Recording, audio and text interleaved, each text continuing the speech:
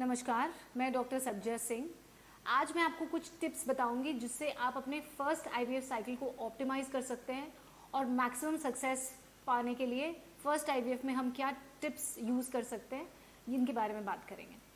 सबसे पहली चीज़ जो आईवीएफ सक्सेस को डिटरमिन करती है, doing IVF at the right as.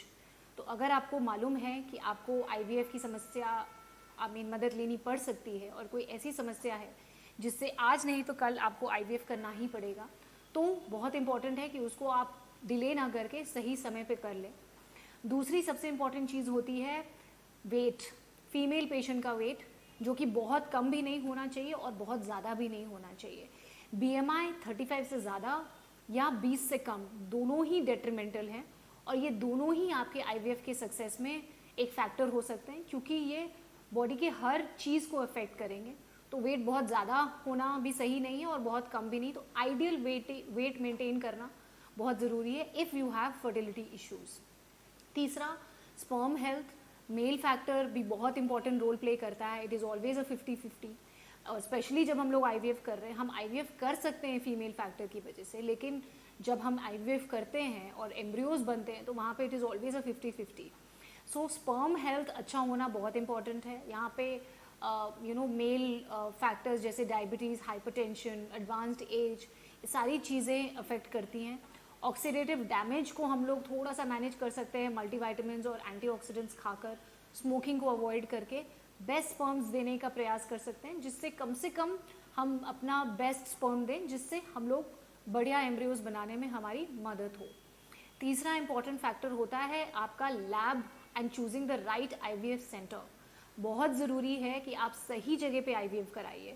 आपको ये देखना बहुत इंपॉर्टेंट है कि वहाँ पे जो रिप्रोडक्टिव एंडोक्राइनोलॉजिस्ट या रिप्रोडक्टिव मेडिसिन स्पेशलिस्ट हैं वो कितने क्वालिफाइड हैं, कितने एक्सपीरियंस्ड हैं, उनका सक्सेस रेट क्या है।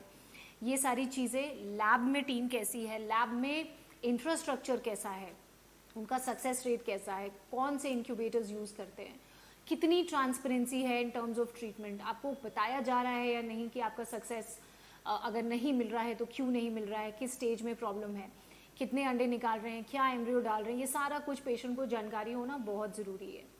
तीसरा इंपॉर्टेंट फैक्टर होता है आपको ये डिसाइड करना कि आप एडिटिव्स कितने यूज़ कर सकते हो आईवीएफ में।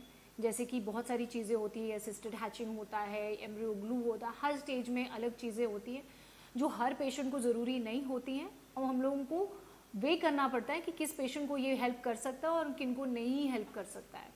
ये सारी चीज़ें बहुत इंपॉर्टेंट हैं।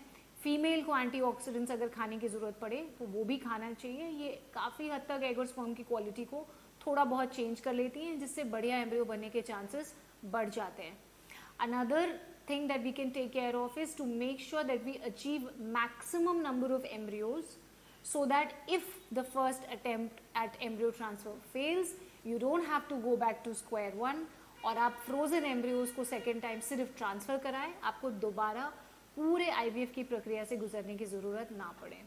तो प्लीज़ आप इन सारी चीज़ों को ध्यान में रख के choose the right centre, choose the right doctor and ask questions when you are going through IVF, so that and follow the instructions of the doctor, जिससे कि आप अपने आईवीएफ को मैक्सिमाइज कर सकते हो।